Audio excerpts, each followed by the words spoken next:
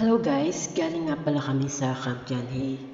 Sa kakahanap namin ng parkingan, napalayo na kami ng napalayo at hanggang mapadpad na kami dito sa Lawakan Road.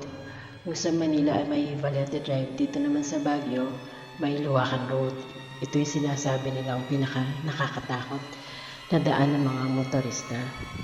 Kitang-kita nyo po, konti lang po yung dumadaan, konti lang po yung taong madadaanan nyo. At sa kaka-ways namin, dito kami dinaan ng e-ways dito sa daan na to. Medyo nakakakilabot nga.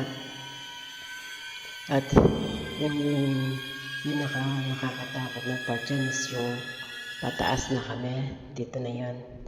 Parang feeling ko mahulog na kami dito sa part na to. Sobrang taas at sobrang tirik po ng daan.